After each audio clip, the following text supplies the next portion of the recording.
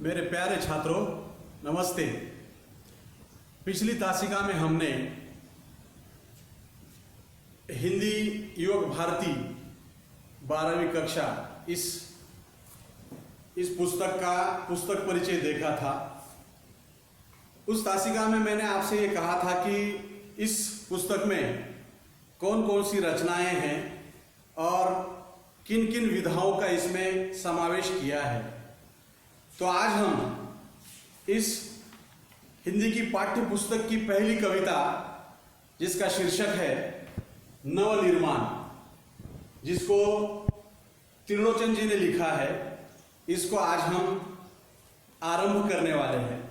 साथियों, ये नवनिर्माण यह एक चतुष्पदी है। चतुष्पदी यह 4 चरणों वाला छंद होता है। यह चौपाई की तरह होता है। इसमें 4 चरण होते हैं। इसके प्रथम, द्वितीय और चतुर्थ चरण में तुकबंदी होती है। भाव और विचार की दृष्टि से प्रत्येक चतुष्पदी अपने आप में परिपूर्ण होती है। यह साहित्य की विधा है। हर चतुष्पदी अपने आप में परिपूर्ण होती है। हर चतुष्पदी का अर्थ जो है वो अलग से निकलता है और एक चतुष्पदी जब आरंभ हुई वहीं पर ही पूर्ण होती है। तो ये जो कविता है नवनिर्माण, जिसको कवि त्रिलोचन जी ने लिखा है, इस कविता को आज हम आरंभ करेंगे। सबसे पहले छात्रों, हम कवि त्रिलोचन जी का परिचय देखेंगे। कवि त्रिलोचन जी का जन्म जो है 20 अगस्त 1917 को उत्तर प्रदेश के सुल्तानपुर जिले के कटघरा चिरानी पट्टी में हुआ है। त्रिलोचन जी का वास्तविक नाम जो है वह वासुदेव सिंह है। त्रिलोचन यह उनका उपनाम है। अभी त्रिलोचन जी के बारे में यदि कहना है तो त्रिलोचन जी हिंदी के अलावा बहुत सारी भाषाओं में के ज्ञाता थे। उसमें अरबी, फारसी, इन भाषाओं का उल्लेख हम कर सकते हैं। साथ ही साथ कवि त्रिलोचन जी ने पत्रकारिता में भी सक्रिय रहे हैं वे। साथ ही साथ इनके काव्य के क्षेत्र में प्रयोग धर्मिता का समर्थन और नवसृजन करने वाले स्रोत बने रहते हैं। इनका साहित्य जो है वो ग्राम जीवन के या ग्रामीण समाज के उस समाज को संबोधित करता है जो सदियों से दबा कुचला और व्यवस्था ने उसको दबाया गया है।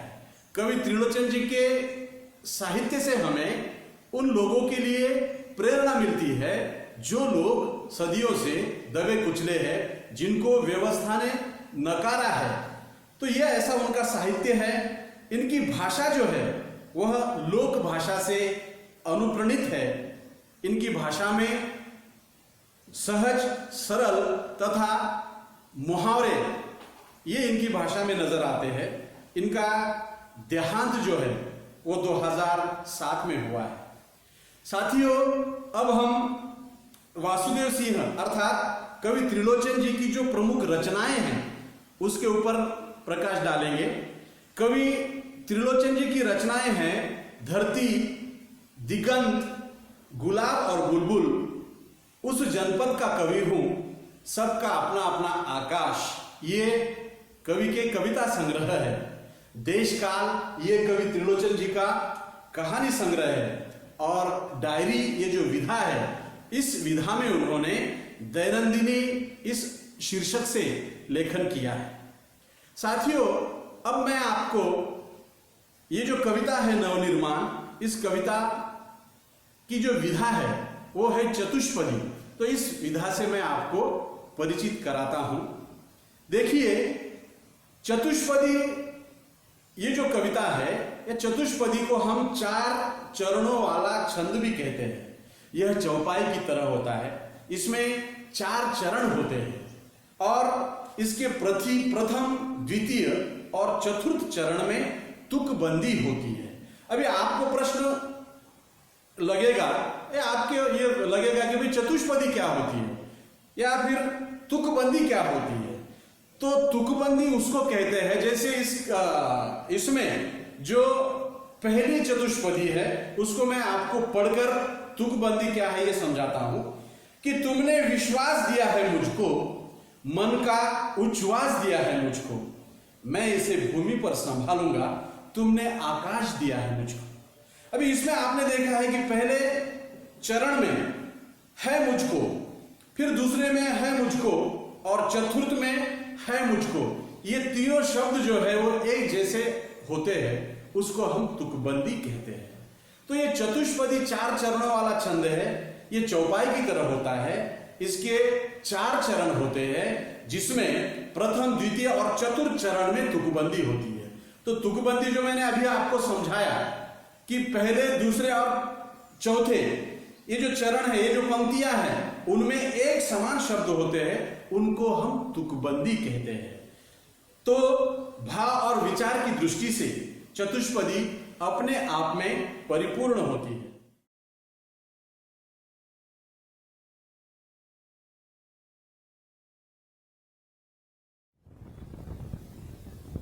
साथियों, पिछले वीडियो में तकनीकी अवरोध के कारण ये जो पद्य है नवनिर्माण, इसके कवि है त्रिलोचन, इसको हमने कुछ अधूरा रखा था।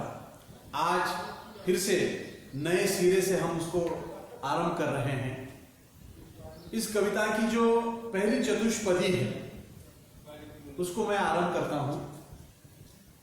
तुमने विश्वास दिया है मुझको, मन का उच्छ्वास दिया है मुझको, मैं इसे भूमि पर संभालूंगा, तुमने आकाश दिया है मुझको।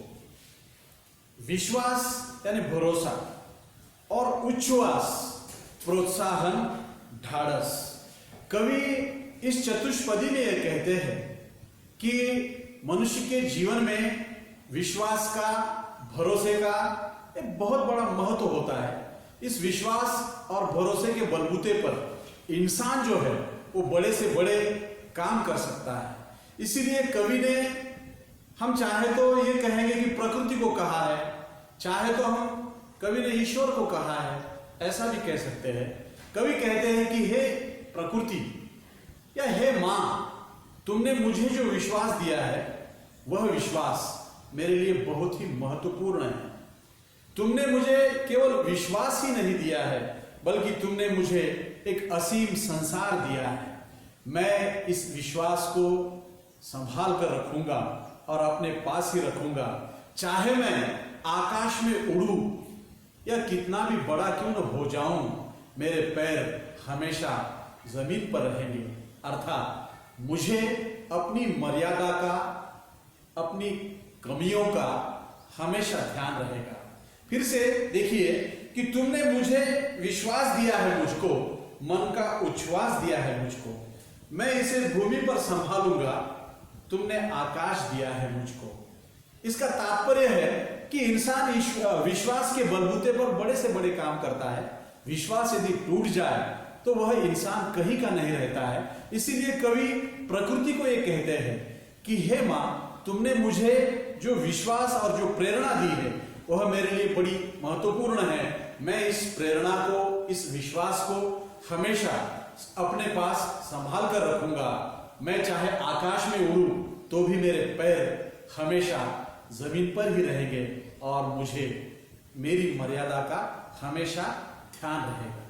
फिर अगली चतुष्पदी है, सूत्र यह तोड़ नहीं सकते, तोड़कर जोड़ नहीं सकते हैं। व्योम में जाएं, कहीं भी उड़ जाएं, भूमि को छोड़ नहीं सकते हैं। तो यहां पर व्योम, ये शब्द जो है आपके लिए नया है। व्योम, व्योम इसका अर्थ होता है आकाश। व्योम यानी आकाश।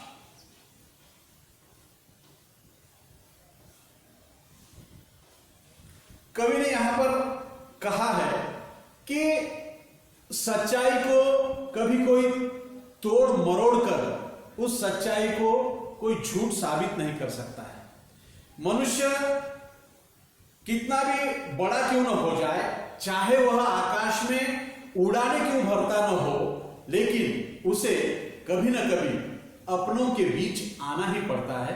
अर्थात धरती पर उसको आना ही पड़ता है। और यह बात जो है वह शाश्वत सत्य है, अंतिम सत्य है। इस सच्चाई के नियम को कोई तोड़ मरोड़ कर उसको झूठ साबित नहीं कर सकता है। अर्थात मनुष्य कितना भी आडंबर क्यों न कर ले, पर वह अपनी वास्तविकता को छोड़ नहीं सकता है। यही पंक्तियां फिर एक बार दोहराता हूं मैं कि सूत्र यह तोड़ नहीं सकते हैं, तोड़कर जोड़ नहीं सकते हैं, व्योम में जाएं, कहीं भी उड़ जाएं, भूमि को छोड़ नहीं सकते हैं। इसका अर्थ यह होता है कि इंसान आकाश में उड़ाने क्यों न भरता हो, उसे अपनों के बीच कभी न कभी लौटकर आना ही पड़ता है, अर्थात उसको धरती पर आना ही पड़ता है। और यह वास्तविक सत्य होता है, शाश्वत सत्य होता है। और इस सच्चाई को कोई तोड़ मरोड़ कर झूठ साबित नहीं कर सकता है। इसका मतलब यह होता है कि इंसान चाहे कितने भी आडंबर क्यों न कर ले, वह अपनी वास्तविकता को कभी भी छोड़ नहीं सकता है। साथियों, अब इस कविता की तीसरी चतुष्पदी हम देखेंगे। सत्य है राह में अंधेरा है, सत्य है राह में अंधेरा है, रोक देने के लिए घेरा है। घेरा इसका मतलब होता है दीवार, घेरा दीवार। क्या कहते हैं कवि त्रिलोचन जी कि सत्य है राह में अंधेरा है, रोक देने के लिए घेरा है, काम भी और तुम करोगे क्या, बढ़ चलो सामने अंधेरा है।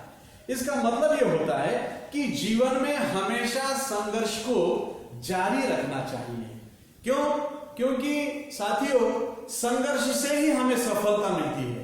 यदि हम इस तरह से हाथ पर हाथ धरे बैठकर रहेंगे तो हाथ पर हाथ धरा हुआ इंसान जो है अपने जीवन में कभी भी सफल नहीं हो सकता है। कहते हैं एक आदमी जामुन के पेड़ के नीचे लेटा था और इस आशा में लेटा था कि उसको लगता था कि जामुन मेरे मुंह में गिरेगा और मैं खाऊंगा। जामुन उसकी आंख पर गिरा, पेशानी पर गिरा, नाक पर गिरा, होठ पर गिरा, गाल पर गिरा, लेकिन जामुन कभी भी उसके मुंह में नहीं गिरा है। इसीलिए कुछ पाने के लिए हमें हाथ खोलने पड़ते हैं, प्रयास करने पड़ते हैं, संघर्ष करना पड़ता है, तभी जाकर आदमी अपने जीवन में सफल होता है। इस कविता को समझाने के लिए या इस चतुष्पदी को समझाने के लिए मैं शिवमंगल सिंह सुमन की एक कविता की पंक्तियों को यहां पर रखूंगा। वो पंक्तियां यह है कि जीवन अपूर्ण लिए हुए पाता कभी खोता कभी, जीवन अपूर्ण लिए हुए पाता कभी खोता कभी, आशा निराशा से घिरा हंसता कभी रोता कभी, गति मति न हो अवरुद्ध, इसका ध्यान आठों याम है, चलना हमारा काम है। जीवन में सफलता यदि पानी है तो हमें हमेशा चलना पड़ता है। रुकना यानी मौत होती है और चलना यानी जिंदगी होती है। जो जीवन में चलता है वही जीवन में सफल होता है।